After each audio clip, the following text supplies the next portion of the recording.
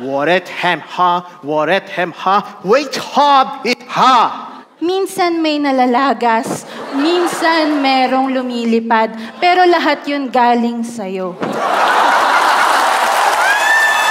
So, the players of this game are Carl and Angelica, but they don't know which game they are playing yet because you will choose which game it is. So, let's show the two games they will be choosing between. It looks like matagal makahabol si Poetry Tag. All right, you have chosen Gibberish Poet. So how this is played is we actually have a poet from outside the Philippines who does not speak English or Filipino, just gibberish. So meron siyang translator. And what I need from you now is, could you give me something that is not usually compared to love? For example, love is like masking tape. Love is like hairbrush. So let's give a round of applause to our poet and the translator. Dito po tayo. Welcome po. Ito po ang Sky Dome. Hello daw sa lahat. So, yun yung name niya. Pero in English, it's Bert. So, kasama natin ngayon ng national artists outside the Earth. Sa may Milky Way. Tama. Medyo dun sa kanto. Are you ready, Mr. Bert?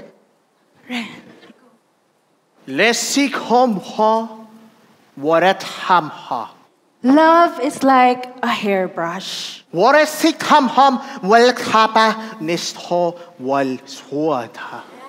As you brush your hair, you start from the top to the bottom.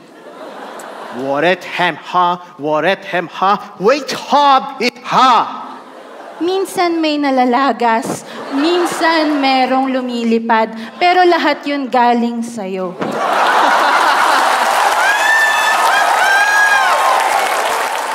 Lekto.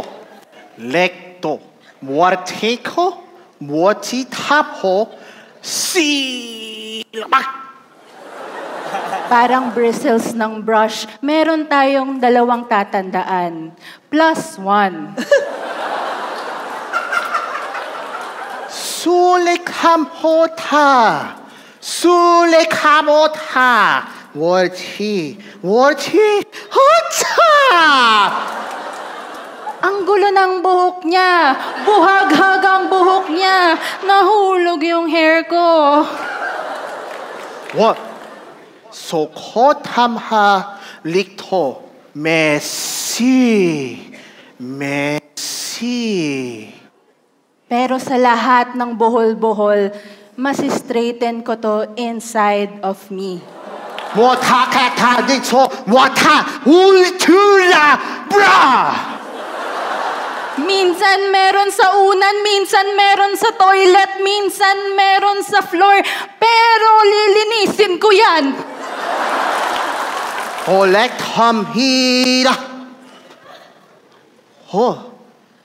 Hamchi. Because like love, minsan nalalagas, pero pupulutin ko rin.